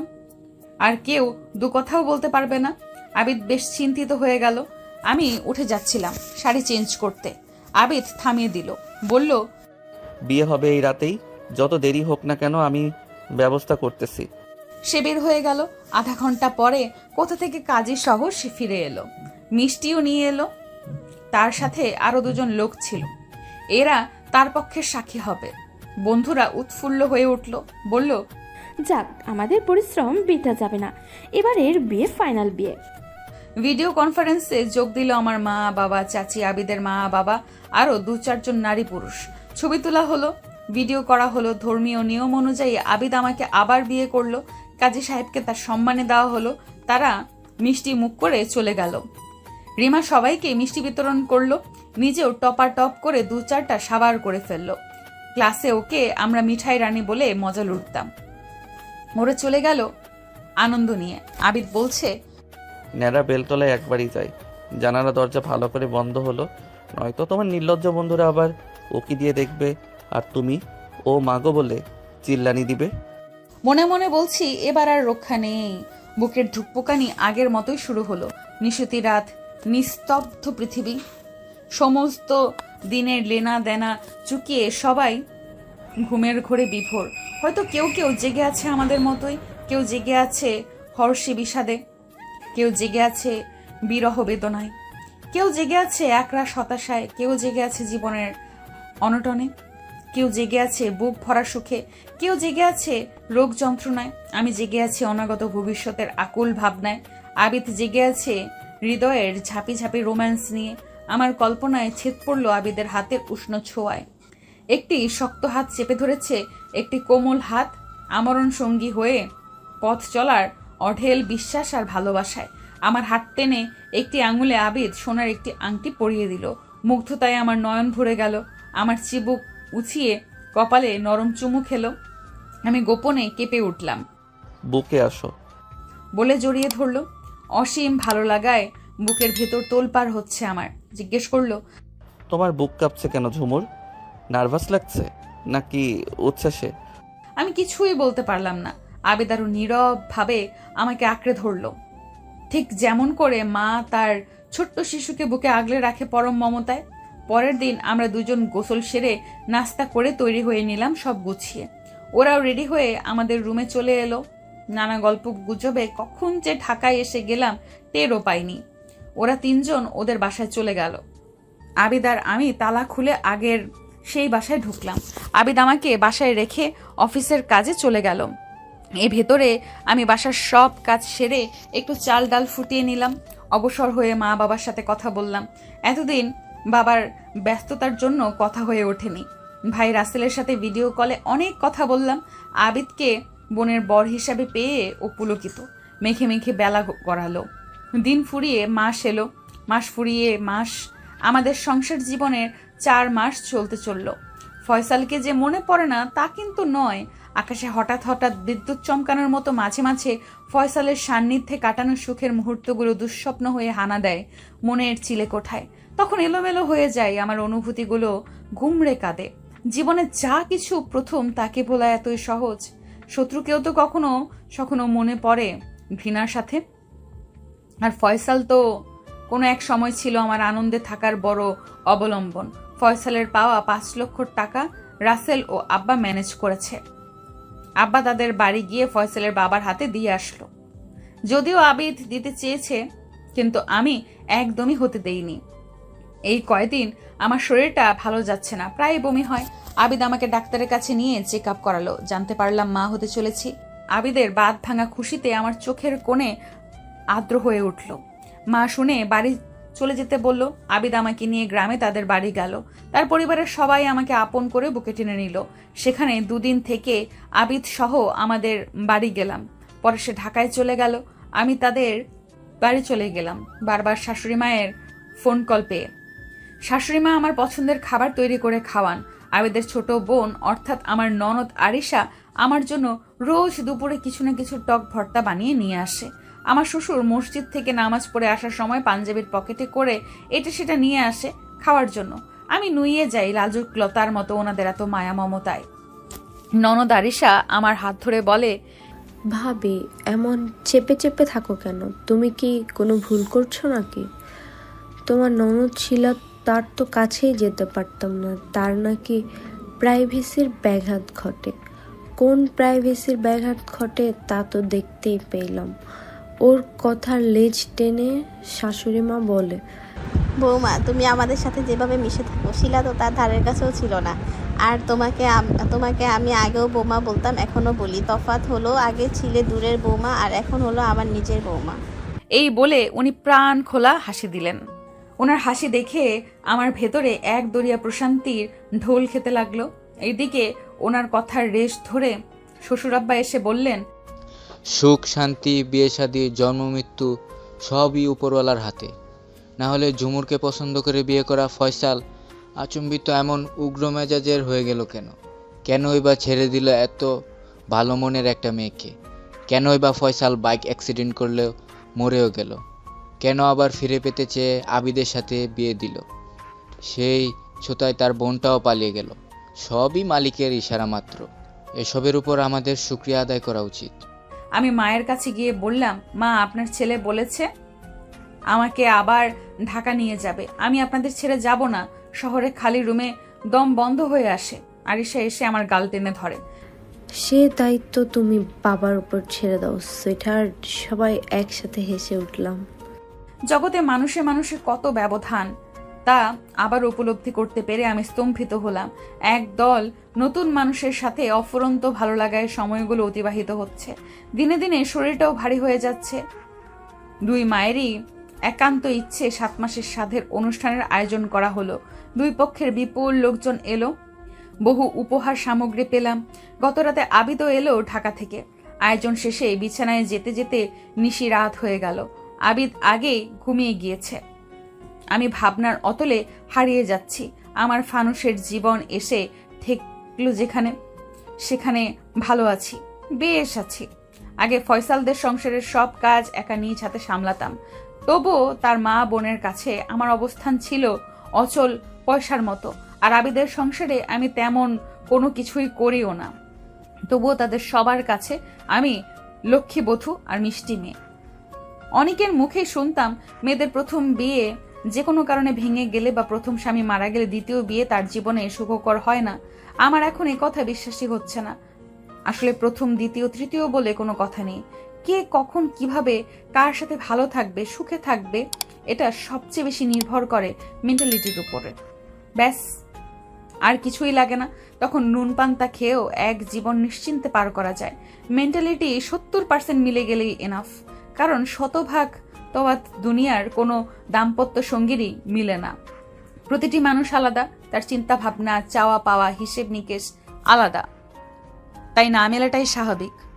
গা জ্বালা গরম পড়েছে, ঘর ভর্তি অতিথি, তাই জানালা খোলা রয়েছে আমাদের রুমের। আবিদের ঘুম ভেঙে গেল। রাতের মৃদু ঠান্ডা হাওয়ায় জানলার পর্দা সরে সরে যাচ্ছে। জানালা গড়িয়ে চাঁদের আলো লুটুপুটি খাচ্ছে আমাদের বিছানার উপরে। এ যেন জ্যোৎস্নার হাট বসেছে। আবিদ আমার পেটের উপরে মোলায়েম করে হাত রাখলো, বলল, ও হলো তোমার আমার সুখের সোনালী ফসল। আমি চাপা হাসি হাসলাম। আবিদ বলল, দেখো আমাদের সুখে অবাধ জ্যোৎস্নারা বাঁধ ভেঙেছে আমাদের কোলে। আমি মনে মনে বললাম, ফানুসের জীবনও বুঝি এত ঝলমলে হয়। ঝুম বৃষ্টি শুরু হলো। আমরা জানলা দিয়ে হাত বাড়িয়ে দিলাম। দুজনের হাত ভিজে চুপসে গেল। ও বলল, চলো উঠানে গিয়ে রাজশিক বাড়ি ধারায় ভিজিয়ে আজ